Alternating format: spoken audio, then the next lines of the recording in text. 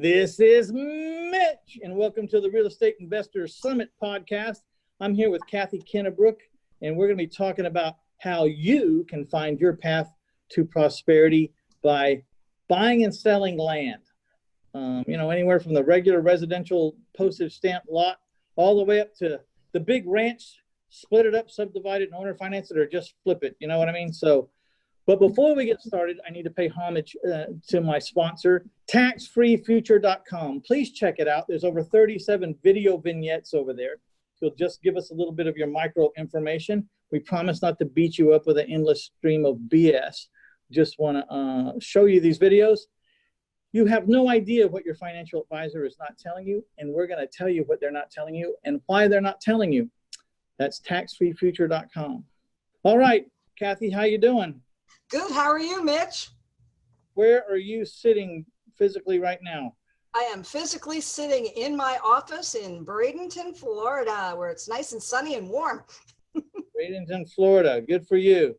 So you did a lot of things before you got to this point. Tell us what led up to being in real estate. Okay. Well, I spent about 20 years in the financial sector. I worked in the banking industry, and then I worked in the barter industry for a bunch of years. And then I decided that I really hated corporate America. And so I was looking to find something better to do that would be more self-employed. And that's how we kind of got into real estate investing. I actually got into it from one of those late night infomercials on how to buy houses with no money down. And I thought, wouldn't it be fun if that really worked? And so we went to some seminars, and we went to some real estate club meetings, and the rest is kind of history. Started out doing single family homes, mobile homes, urban commercial, and then moved into the vacant land segment, which we really, really like. So I'm just curious, who was that late night infomercial? Oh gosh, it's been over 20 years ago. I don't even remember now, to be truthful with you. Yeah, because I had the same experience 24 years ago. I bought Carlton Sheets and Dave Delgado, and so a lot of names that people won't even recognize anymore. Jimmy Right. Napier, there was a guy named Miller. I don't know. There was a whole bunch of people. They were ahead of their time, and there wasn't a lot of internet stuff. So, it was a lot different. We were buying our cassettes, right? We were putting Yes, exactly. Yeah. Actually, one of my very early mentors was Richard Powelson. And that's going way, way, way back. So yeah, that was on stone tablets, wasn't it? Yeah, I think so. Yeah. All right. So we're going to be giving away your ebook, Real Estate Principles, and that's your personal path to prosperity. But what we really want to talk about today is about how the buy and sell program looks, or the strategy looks, as it applies to just land. So Correct. Where do we start with this topic? Well, I got into the vacant land industry about, 10 or 15 years ago now. We had just bought a vacation home, and the whole point was to go up, close the gates, and chill. But you know as well as I do that real estate investing is sort of an addiction. And there was just all this vacant land, and it was all screaming, buy me, buy me, buy me. And so that's kind of how we got into it. And so I do a lot of direct mail marketing. And then we also buy some vacant land from tax certificates and tax deed sales. So we do a little bit of all of it. And I got to tell you, in our current marketplace, this is a very, very motivated seller at this point. A lot of these folks have inherited the land, or they intended to do something with it and now they're not going to. Maybe they were going to build a home or do farming or raise animals or whatever that was going to be. And now that situation has changed for them. And these are some of the most highly motivated sellers that we have ever dealt with. One of our most recent pieces of direct mail that we did, we mailed out 147 pieces. We got 19 responses, and we bought 9 of those. So these are some really super, super motivated sellers to be working with, and very profitable. So give us an example of one of your better deals. Okay, so there's so many.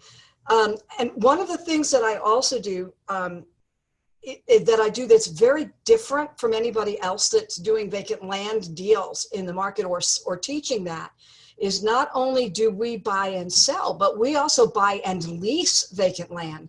So about 75% of the land I buy, I lease. And so we're working with a lot of different companies and we're doing a lot of lease scenarios. But on a buy and flip, one of my favorite ones was a 2-acre piece that we bought. It was an estate. We bought the piece of land for $4,000. It was 4 half-acre pieces that were attached. It was fenced. It had a well, it had septic, it had a power pole, and it had 2 concrete pads. We sold that for $25,000 about 6 or 8 weeks after we bought that piece of land. So that was one of my favorites. Wow. So this is a way for maybe someone with just a little bit of money to get started and kind of be a high roller. You can buy $4,000 pieces of land with your credit card. So even if you don't have money, you can go get a cash advance on your cards. I mean, it's just a smaller bite-sized business, right? Where you can really make a lot of money.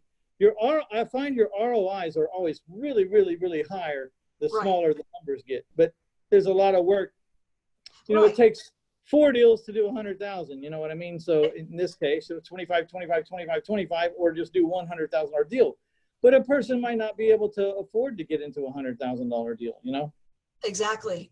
And the leases are really fun because I do leasing and I do owner financing. And so those are fun because what happens is generally when you lease, again, remember, you're buying these pieces of land for pennies on the dollar. Okay. So when you lease or you owner finance a piece of vacant land, you're getting all of the money back that you paid for that piece of land basically on the upfront. So the rest is just gravy. So I have a piece of vacant land, smaller deal, again, 1.25 acres. I bought it for $1,000. I owner financed that piece of land. My buyer gave me $2,500 down. We sold the piece of property for $11,000 and her payment to me is $300 a month, which goes straight. It's all profit. And same thing. And think about it. You've got no insurance, no toilets, no broken water heaters, no this, no that. You're just, hurricane came through. Oh, darn, we lost another tree. So you don't have all the hassles that you do with apartments or single family homes and all that kind of stuff. Although I do all of that, but it's kind of Well, people say you can't mess up a piece of land, but that's not true because I've had people do it. But for the most part, the problem a lot of times is just trash, tires, people dumping on you. I had one time where someone cut down all the trees, which was completely asinine. Right. But other than that, it's pretty tough. I mean, it's a lot easier to tear up a house than it is to tear up a piece of land. I can tell you that. Exactly. I once bought a 12 acres from somebody, and I had to buy it so fast that I didn't have time to look at it. Upon closer inspection, I found out that they had been dumping tires on this land for years and years and years and years and years. There was thousands of tires. And, of course, that was against the EPA or whatever the powers that be. And I immediately called to see if there was anything in those funds to help me get rid of those tires. They have a fund. And, of course, there wasn't any money in that fund. And so I nicknamed it my rubber plantation. And you know what I did? I went and tried to figure out what can you do with these tires, because these tires are valuable to somebody. Correct. And I didn't find anyone close enough to come get them at the time, or I just ran off on this idea without pursuing who really needed tires. But I found a way that they stack these tires and how they build building walls out of tires, so you can put a roof over the top of it. Yep. And I did 2 walls to show the person that was coming out there how it would work. I did it in an L. And then I said, and there's more than enough tires out here to build, a 24,000 square foot riding arena, and they fell in love with it and they bought it because of the tires. Yep. Oh yeah, there's a lot of different things you can do. One of the other things that I found while we're talking about things that you can do to vacant land, we quite often will find deals that have like a nasty house on it, or a mobile home that's fallen apart, or, you know, sheds that are like falling in on themselves and things like that. And one of the techniques that I actually talk about in my system that we do regularly are these practice burns. So you call the fire department and you have them come out and do a practice burn. Now you've gotten rid of your problem, you've done a public service, and you just got a write-off. So that's something else that we do a lot. And so it's completely changed the way that I look at land, because what for the seller is a big problem is nothing for me. Right. Strike a match to it. I like it. Exactly. So when you say you're leasing this land, are you usually leasing this land to people with mobile homes? That's okay. So that's one thing that we do. I could sit here all day and tell you about leasing vacant land. That's like a whole seminar. Okay, so one of the things that we do is we talk to the neighbors, because a lot of times they want to lease some additional vacant land for something that we're doing. So for example, one of the things that I did, I bought a piece of vacant land. I talked to a neighbor, and the neighbor has a business where he raises agricultural worms, and he needed to expand his business. So he ended up releasing our piece of vacant land, and he's using that land to raise agricultural worms. And the way that they do that is with tanks and tubes. So there's a big tank and a tube and another tank and a tube. And so he needed more space for that. We lease to billboard companies. That's pretty awesome. We lease for pasture land. We lease for storage, various types of storage, whether somebody's got like like an RV that they want to put on there, or, cars, that sort of thing, or even landscape companies. They will lease our land to have a place to store extra rock and, and bricks and things like that they use in their landscape business. So there's all kinds of really great ways to lease vacant land. I actually, one of my favorite pieces of vacant land, we also lease to nurseries. That's one of my favorite ones because I get free plants now. All right. But it's all potted plants, not like they have greenhouses on the land and potted plants, that sort of thing.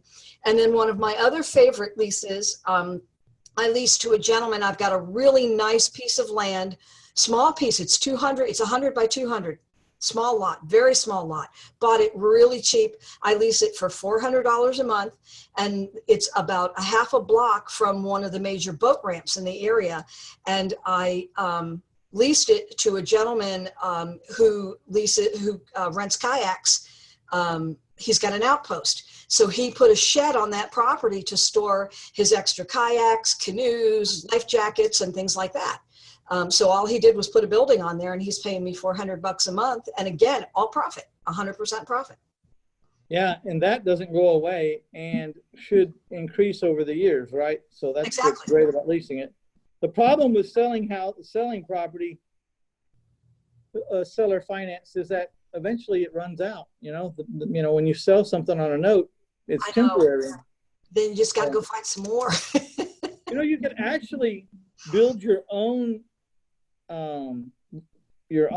mobile home park, one lot at a time, if you just bought the lots and then leased it to the storage, to the mobile home owner who needed a place to put his mobile home.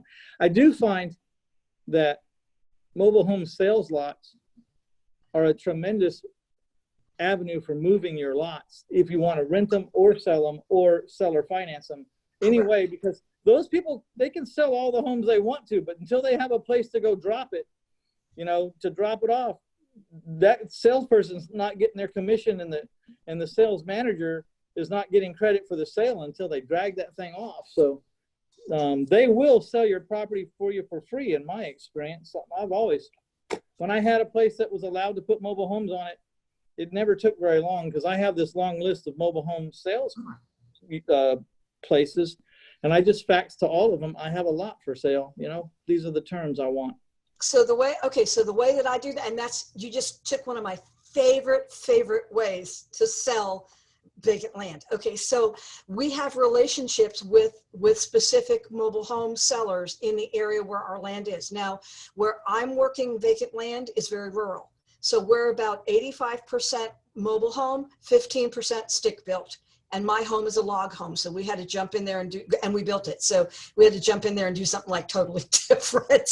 Yeah. But what I do is, as I buy pieces of vacant land, I add those to a list that I provide to the mobile home dealers constantly. They package my land in with their house. And then when the bank financing comes through for the buyer, I get paid for my land at the same time that the buyer pays for the whole, or the bank finances the whole property for that buyer.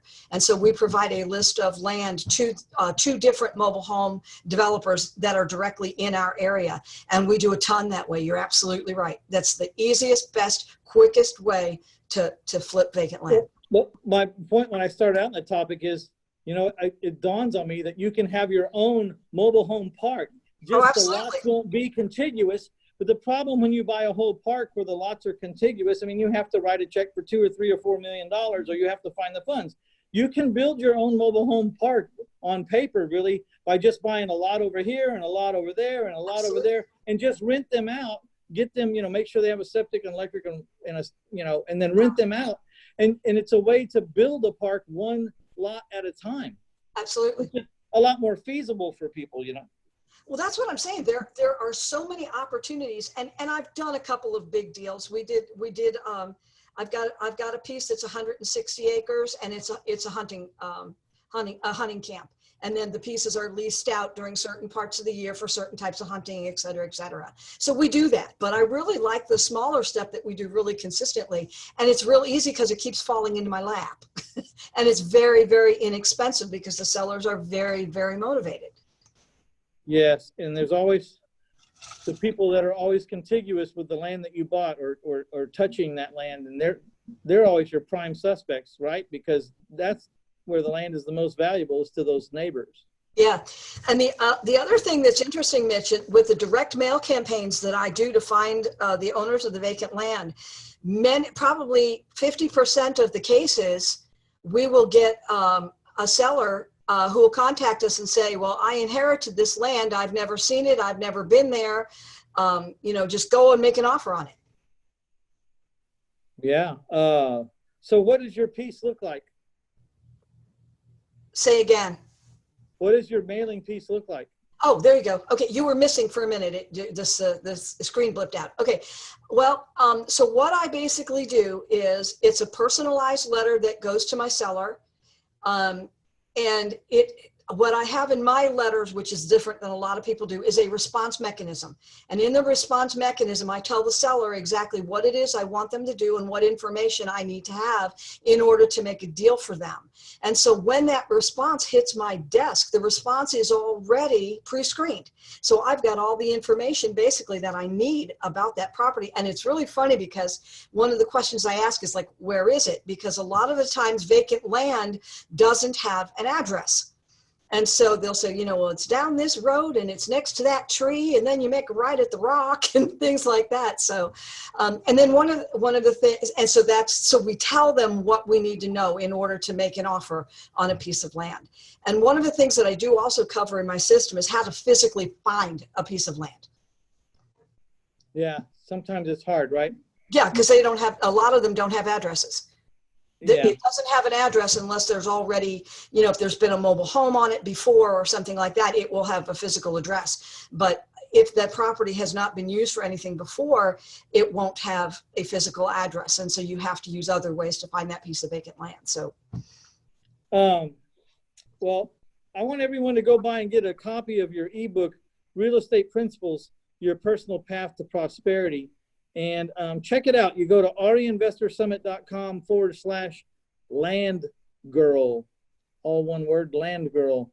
And you'll get into the show notes over there, and you'll be able to download the free ebook, Real Estate Principles, Your Personal Path to Prosperity. And what would you say to people that were just starting out? Because I think this is a great avenue for the beginner. It's bite-sized.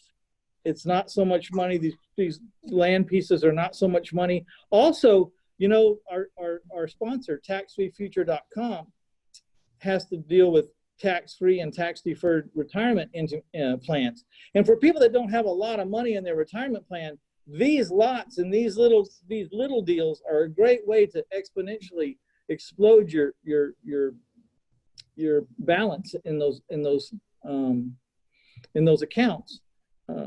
There's a lot of ways to get wealthy, which is God bless America, right? But absolutely, but not all of them are affordable, or the average person can wrap their arms around. You know, this is a huggable strategy. You know, you can get your arms around it. Oh, absolutely. One of the things that we've done is we have built our Roth IRAs, and we've done some inside our 401k. And so that's a really easy, quick way to build the balances in those accounts. So you're absolutely right. So there's lots of ways. Like you said, you can put it on a credit card. You can take it out of your own money. You can take it out of your Roth IRA. You can take it out of your 401k. You can use private lenders for vacant land. If you're breaking in a new private lender, a couple of small deals like that is just perfect. Yeah, I mean, sometimes I've bought land in my early days, and the people selling the land owned businesses, and their businesses took credit cards, and they would just charge my card and add the 2.7% or whatever the fee was on top of it. And I was more than happy to pay the credit card fee because I didn't have any money, and I was going to make a whole lot of money on this. I mean, I was going to double my money on this property, and it wasn't even my money. I was using the credit card company's money. So I had like a nothing down deal because I'd buy it on my credit card. Yes. And then when it sold, I got paid real cash, and I made good money. So what do you say to the newbies out there? What do I think of? What do you say to the newbies that are out there? Oh, the newbies. Oh, absolutely. This is a really good way for a newbie to get started, or for a semi-seasoned investor to add another leg to their business. I'm all about doing multiple streams of income, and vacant land is one of the multiple streams of income that I like to do. Go ahead and get started. Make sure that you follow through, get your direct mail campaigns out there, find your sellers, do some deals, and start making some money. And the interesting thing, everybody in our current market is worried about where their, if their rents are going to get paid on their rental properties. And I have a lot of single family homes that I have rented also, but the ones for my vacant land are coming from, businesses for the most part. And so I'm not, and I have no mortgages. They're all free and clear. All of my vacant land is free and clear. So that's just extra money that's coming into us every month. And in other areas, in larger areas, then you can do, wind turbines, solar panels. I mean, there are so many different ways to lease vacant land, or buy and sell vacant land, that it's just a real easy business to get into if you follow certain steps and you do your due diligence. Absolutely. All right, you guys, we've been talking to Kathy Kennebrook. I want to thank all of y'all for stopping by to get you your ebook called Real Estate Principles, Your Personal Path to Prosperity. And you just go to reinvestorsummit.com/land girl. And Kathy, I'd like to really thank you for being on. And if you guys are interested in this kind of thing, she's got a course she's teaching over there. You also see that over in the show notes. Just go to that same link. And, there'll be contact information over there. You can, if you want to learn more from Kathy about exactly what's going on with her course and what all it offers, just go to reinvestorsummit.com/land girl. There'll be plenty of information over there. So I appreciate you all. And I'd like to thank taxfreefuture.com. You won't believe what your financial advisors aren't telling you. And we're going to tell you what they're not telling you. And we're going to tell you why. And then you can do with it whatever you want to.